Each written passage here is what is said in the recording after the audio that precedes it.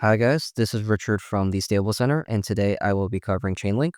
Full disclosure, I do own Chainlink, but nothing I say in this video is financial advice.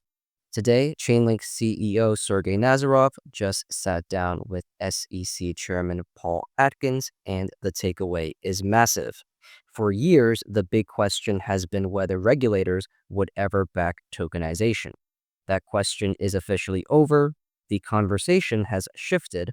It's no longer if tokenization will happen, it's when tokenization will happen.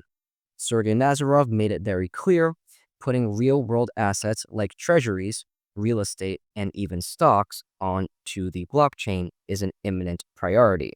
That's no longer speculation, that is the direction this industry is heading. And we are not talking about some far-off future. Nazarov signaled that with the SEC warming up and the White House pushing forward on cryptocurrency policy, fully regulated tokenization could be here as soon as next year. And this isn't just theory. Chainlink is already powering major initiatives like helping the US government bring official economic data onto the blockchain. Blockchain isn't waiting in the wings anymore. It's moving center stage and becoming a core pillar of the financial system. In other news, Wall Street continues to pile into crypto as Grayscale just filed with the SEC to turn its Chainlink Trust, currently managing nearly $29 million, into a full-blown ETF, ticker symbol GLNK. That in itself is big news, but what really matters is the message this sends. Big institutional players are doubling down on crypto and not just on Bitcoin or Ethereum. Grayscale is rolling out ETFs for altcoins like Solana, Dogecoin, Litecoin, and now Chainlink. If approved, this ETF would give traditional investors an easy and regulated method to invest in Chainlink without dealing with cryptocurrency wallets or cryptocurrency exchanges. Plus, it could include staking rewards, giving holders a passive income stream through approved third-party services. And before you ask, Richard, if this is all good news, why isn't the price going up? The answer is simple. Be patient. Stop day trading with leverage. It definitely destroys accounts. Learn to buy spot cryptocurrency and learn how to hold. Quit doom scrolling through social media. It's wrecking your focus and shortening your attention span. The truth is, traders don't get rich. Holders do. Life-changing gains come from conviction, not from chasing every small move. Remember this. Fortune doesn't favor the brave. Fortune favors the patient. The market doesn't reward brave gamblers running on 100x leverage. It rewards those who zoom out, stay disciplined, and hold for the long game. And the final piece of news for the day is that Chainlink's Reserve just got a big boost. The team added about 44,000 Chainlink tokens, bringing the total reserve to over 237,000 Chainlink, worth more than $5 million. The average cost basis of these reserve buys is sitting around $22 per Chainlink. Every time Chainlink earns revenue from projects using its tech, a chunk of it gets converted into Chainlink and locked away in this reserve. It's not being sold back onto the market, it's being saved. Over time, that means less Chainlink tokens floating around and more Chainlink tokens being saved and tucked away, which can help strengthen the price and show long-term confidence. And the best part is, anyone can check this reserve on the public dashboard, so it's all completely transparent. So let's start the Chainlink analysis off with some risk and regression analysis. So if you take a look at the right-hand side of your screen, you can see various risk levels. The colder colors, so like blue and green, represent times of low risk, which are the best times to purchase Chainlink. And the warmer colors, like red and orange, represent times of high risk, which are the worst times to purchase Chainlink. So with Chainlink continuing to trade sideways over the past few days, Chainlink's risk level has remained the same at 0.05, which is still insignificant and very low. According to risk analysis, buying Chainlink today is still considered low risk, not financial advice. Okay, so let's take things one step further by adding the regression lines.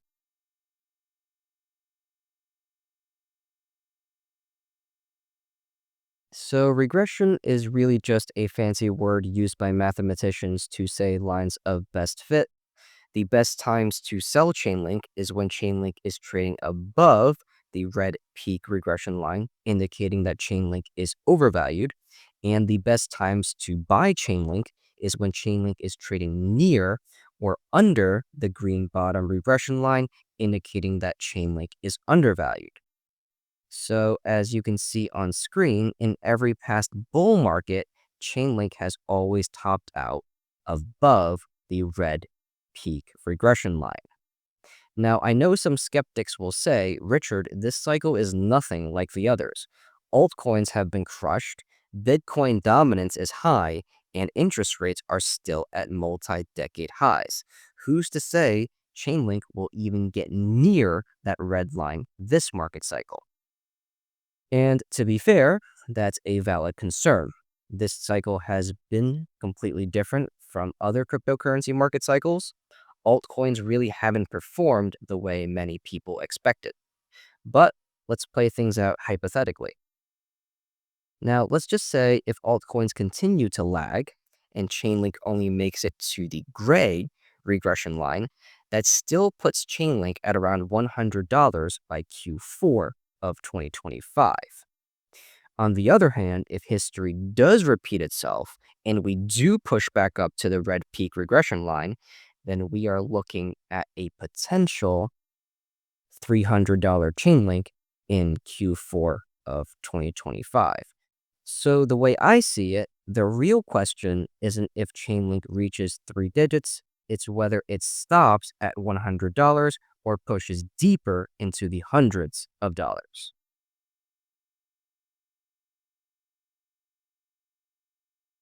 Now, shifting over to TradingView for some short-term analysis, let's do a quick recap.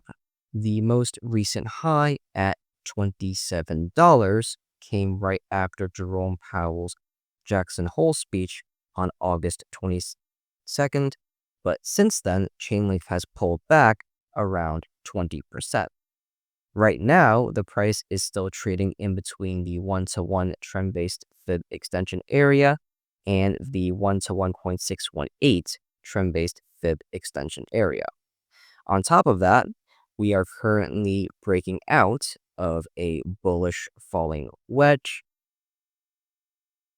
which does suggest that there is a high probability that the low is in and that Chainlink is potentially getting ready for the next leg up to the upside.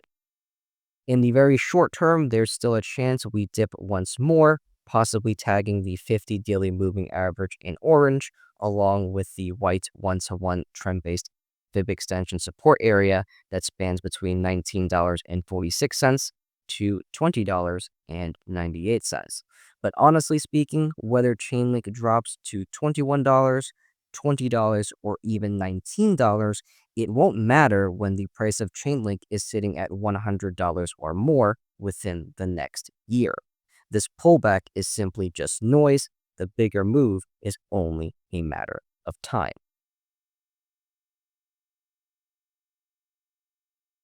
All right, so let's zoom into the 15-minute time frame for some short-term analysis on Chainlink.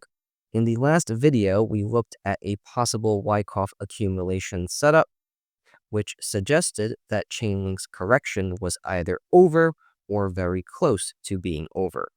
Back then, I pointed out that Chainlink needed to retest and hold support at the selling climax support level at around $22.88 to confirm the trade setup, which is exactly what Chainlink is doing in real time. In Wyckoff terms, that retest is simply called the test, basically a higher low that comes after the spring shakeout. And if you look closely, that spring shakeout actually lined up with the 1.618 Fibonacci retracement level, a key level I've been highlighting on this channel pretty much since the very first video. Now, quick disclaimer here, short-term setups on the 15-minute chart are extremely unreliable, so always keep that in mind when looking at moves this small. Okay, now that we covered the short-term Wyckoff analysis, let's actually move into the long-term Wyckoff analysis with some more bull market price targets.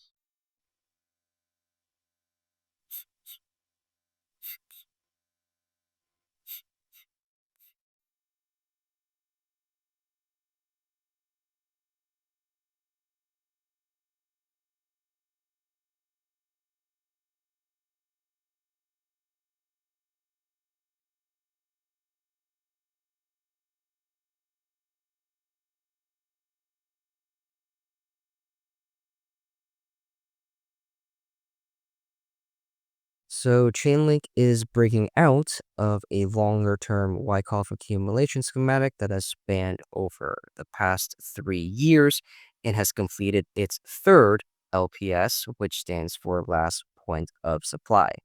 In an LPS, market makers accumulate whatever Chainlink supply is left on the market before the eventual breakout to the upside. As you can see on screen, the second LPS, which bottomed in August of 2024, bottomed inside the blue Fibonacci retracement support area between the 0.618 and 0.786 Fibonacci levels. Fast forward to the third LPS.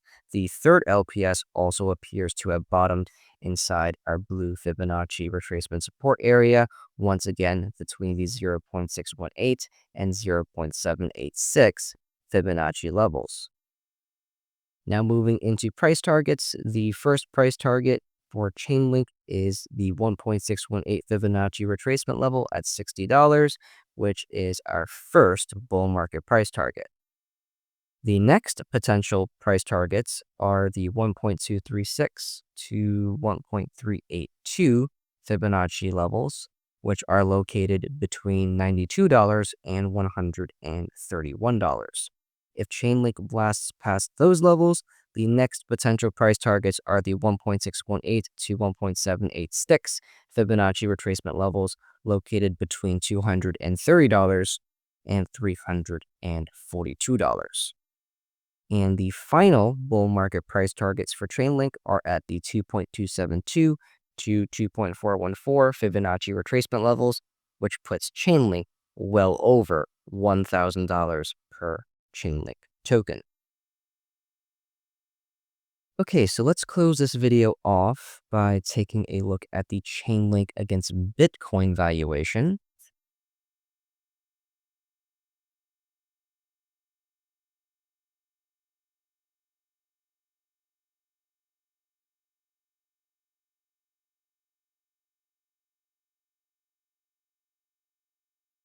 So the Chainlink against Bitcoin valuation, similar to its USD valuation, is trading in a bullish falling wedge pattern. Now, if you recall, back in August of 2025, the last correction for the Chainlink against Bitcoin valuation ended up bottoming at the white one-to-one trend-based Fibonacci extension. Fast forward to today, Chainlink is currently finding support, or rather, I should say, the Chainlink against Bitcoin valuation is currently finding support at the same white one-to-one trend-based Fibonacci extension level. So it's very possible that the next leg up for a Chainlink against Bitcoin valuation is underway, which is why Chainlink still to this day remains my highest conviction altcoin pick. Alright, that's all I got for this video. Thank you guys so much for watching, and I'll see you guys in the next one. Take care.